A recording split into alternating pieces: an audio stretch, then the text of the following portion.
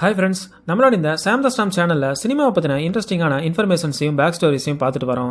அந்த வகையில் இன்றைக்கி நம்ம வீடியோவில் ஜெயிலர் படத்தோட ஷூட்டிங் ஸ்பாட்டில் நடந்த ஒரு விஷயத்தை பற்றி தான் பார்க்க போகிறோம்.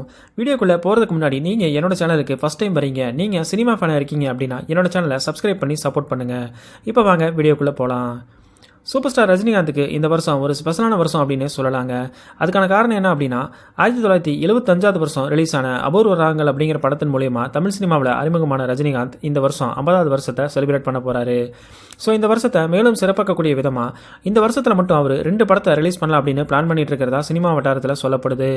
இப்போ அவரோட 171வது படமான லோகேஷ் கனகராஜ் இயக்கத்தில் கூலி அப்படிங்கிற படப்பிடிப்புக்காக தாய்லாந்துக்கு ரீசெண்டாக போயிருந்த விஷயம் எல்லாருக்குமே தெரிஞ்சது தான். இந்த படத்தோட ஷூட்டிங்கை கூடிய சீக்கிரம் முடிச்சுட்டு இந்த படத்தை வர்ற ஆகஸ்ட்டில் ரிலீஸ் பண்ணுறதா பிளான் பண்ணிட்டு இருக்கிறதா சொல்கிறாங்க.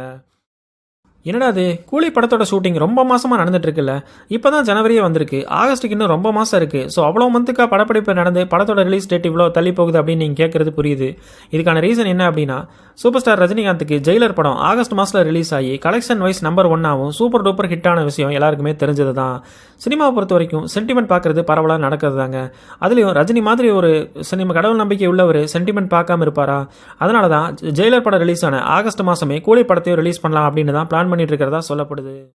என்னதான் சூப்பர் ஸ்டார் ஒரு உச்ச நட்சத்திரமா திகழ்ந்தாலும் அவர் கூட நடிக்கிற சக நடிகர்களையும் கலைஞர்களையும் மதிக்கிறதுல அவருக்கு நிகர் அவர் மட்டும்தான்.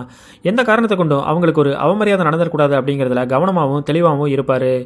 அவர் ஷூட்டிங் ஸ்பாட்டில் நடந்துக்கிற விதம் பலரையும் ஆச்சரியத்திலையும் வியப்பிலையும் ஆழ்த்திருக்கு. இந்த நிலையில தான் ஜெயிலர் படப்பிடிப்பை நேரில் பார்த்தவங்க சொன்ன ஒரு விஷயம் இப்போ வைரல் ஆகிட்டு வருது.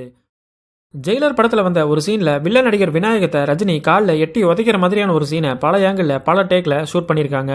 ஒவ்வொரு டைமும் விநாயகத்தோட மேலே காலை வைக்கும் போதெல்லாம் ரஜினி அவரோட தொட்டு வணங்கிட்டு தான் எந்திரிச்சிருக்காரு.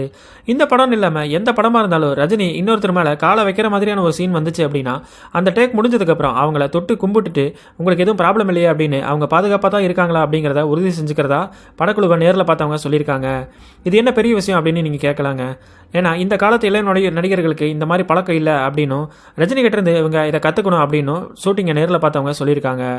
உங்களுக்கு இந்த ரஜினியோட நல்ல குணத்தை பற்றி நீங்கள் என்ன நினைக்கிறீங்க அப்படிங்கிறதையும், இந்த வருஷம் ரிலீஸ் ஆக போகிற கூலி படத்தை நீங்கள் எந்த அளவுக்கு எதிர்பார்த்துருக்கீங்க அப்படிங்கிறதையும் கமெண்ட்டில் சொல்லுங்கள். இந்த வீடியோ பிடிச்சிருந்தா ஒரு லைக் பண்ணிவிட்டு என்னோட சேனலை சப்ஸ்கிரைப் பண்ணி சப்போர்ட் பண்ணுங்கள். தேங்க்ஸ் ஃபார் வாட்சிங்.